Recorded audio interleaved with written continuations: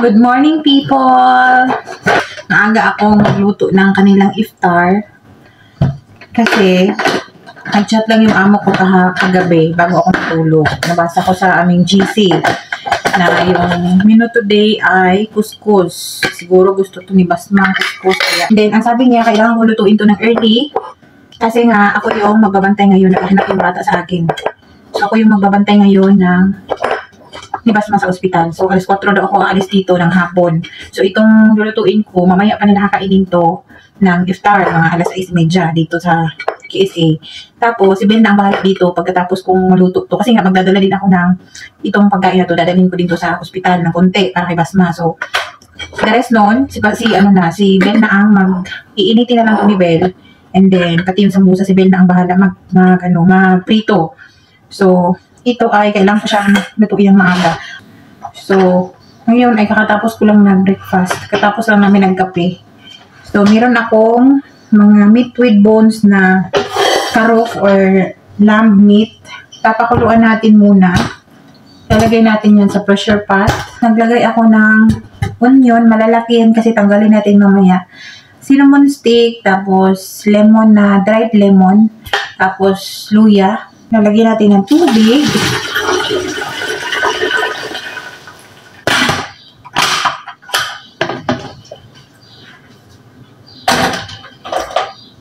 Habang nagpapakulo ng karne ay nagbabalot ako ng meat sambusa. Ito yung sambusa na may itlog kaya araw-araw akong nagbabalot dahil pangit yan pagka ilagay sa freezer. Para mamaya ay iprito na lang to ni Bel. Tapos yung ibang kind ng sambusa namin ay naka-freezer naman yun, so magkuha na lang siya doon. At patapos na tayo ng Ramadan kaya medyo nagsawa na sila sa sambusa. Araw-araw pa naman silang kain ng sambusa. Nagsasawa na nga sila sa sambusa pero hindi naman pwedeng hindi din sila hahainan yan dahil hahanapin din. So, ito yung couscous.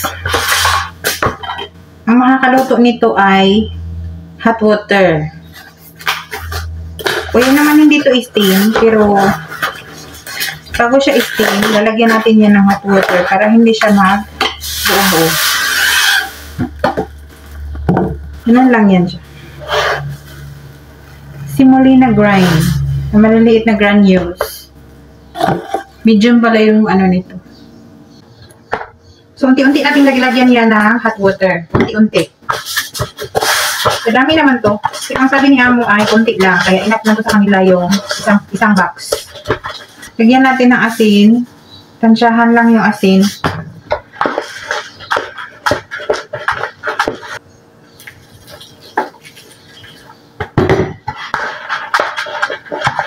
So guys, ito yung pang-kuskus na steamer. Dito natin ilagay yung sabaw, yung mga gulay, at yung karne. Dito naman, maliliit na butas yan para talaga yung kuskus. Yung minix natin kanina. So, yung karneng pinakuluan natin kanina, ilipat natin dito sa steamer. Tanggalan natin yung mga onion, mga luya, tanggalin natin yun. Hindi kasali yun.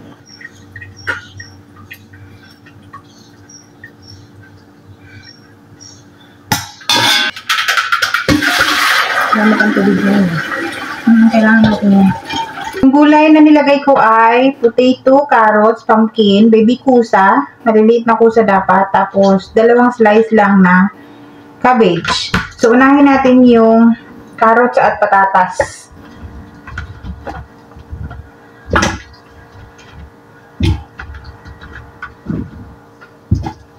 Or yung pumpkin na lang din. Isama na natin yung pumpkin.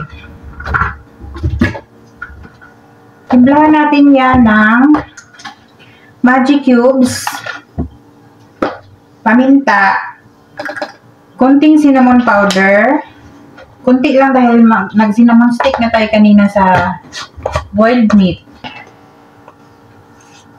Tapos, food color, yellow, and then asin.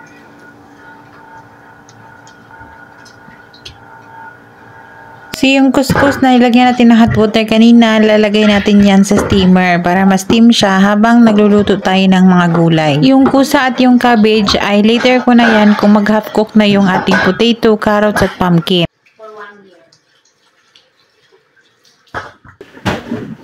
Sunod natin yung chickpeas.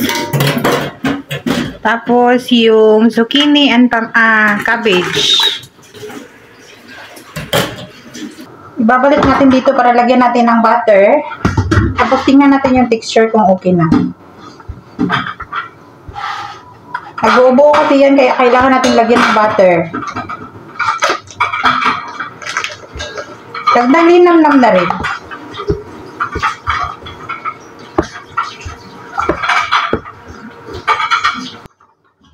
Tapos ibalik natin ulit ng steamer, tapos steam ulit. Ito na yung final, guys. Nung naluto na yung couscous, naalala ko, wala palang sinabi yung mga amo kung ano pala yung soup nila. So, wala talaga sila dito sa bahay. Sobrang busy na mga among ko, kaya through GC na lang kami talaga nag-usap. So, ang sinuggest ko sa kanila, itong potato soup at ito din ang nasunod. Inapat, nagisa lang ako ng maraming onion. Gamit ko naman ang butter panggisa dyan. And then, naglagay na ako ng maraming hiniwang potato. Sa pangpalasa, nagad ako ng black pepper, nagad ako ng konting curry powder. Tansyahan lang, depende sa taste nyo. At nagad ako ng isang pack ng ready to mix na chicken maji soup. Sobrang yummy ng sabaw na to pag lalagyan nyo ng ganyan. At yung curry powder, nagbe-blend din talaga sa potato. Yung ready to mix na maji soup ay meron na yung lasa kaya hindi muna tayo nag-asin dyan. Kung wala kayong ganyan, pwede naman flour yung idagdag nyo dyan. Pang palapot yan ng sabaw. At gumamit ako ng hot water para madaling makulo dahil konti na lang yung oras ko at kailangan ko nang umalis. Papakuluan lang natin until malambot yung potato, saka naman natin yan i-blender. Gamit ko naman yan ang immersion blender dyan, hindi na kailangan sana isalin. Kaso lang natakot ako sa aming pot.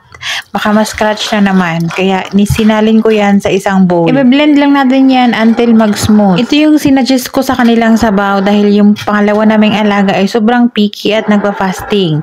Kaya ito lang yung alam ko na nagustuhan niya na sabaw. After na blend ng maayos ay binalik ko yan sa pot ay nag-add ako ng konting-konting cooking cream or heavy cream.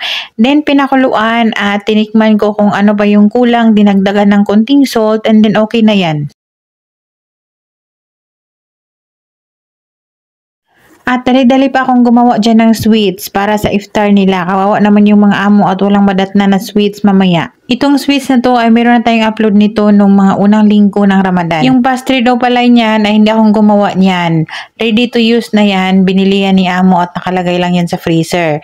Yung palaman naman ay nagmix lang ako ng walnuts, butter at konting cinnamon powder tapos sugar. Lagay ko lang yan sa fridge at i-bake na lang yan later ni Bel. At nakabihis na nga ako at 3:30 na yan kaya naghanda na ako ng pagkain ni Basma. Kunti lang naman dahil alam kong hindi siya nagkakakain talaga. Nagre-request siya ng food dito dahil ayaw talaga niyang kumain ng pagkain sa ospital. Kaso lang parang talagang wala talaga siyang panglasa ngayon. At kanina nga ay sinubuan ko sa pagkain na yan pero 3 subo lang talaga ang nakaya niya. Nakarating ako sa ospital ng alas 4 ng hapon at si Basma yung pinadecide nila kung anong oras ako pauwiin. At nagbilang pa nga yung bata gamit ang kamay. Sabi 5 hours daw. So alas 9 ako pipick upin.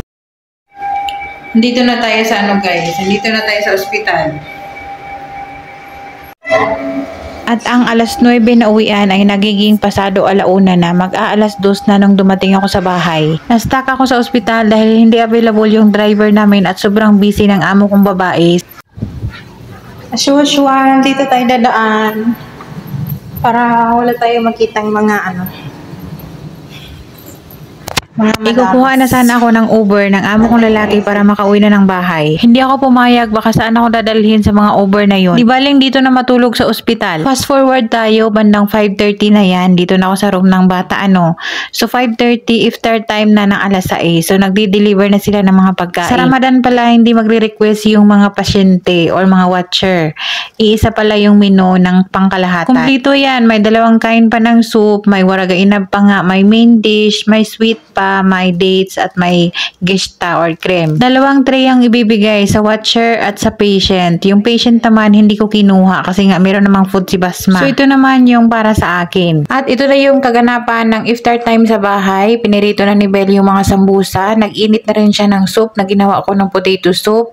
At ininit na rin niya yung couscous at sinerve niya na. Ang sabi niya kabado 20 daw siya dahil first time nangyari na siya lang mag-isa doon sa kusina. At successful naman at natuwa naman yung mga amo, nagawa niya naman ng maayos. Hanggang dito lang muna guys. Thank you guys for watching.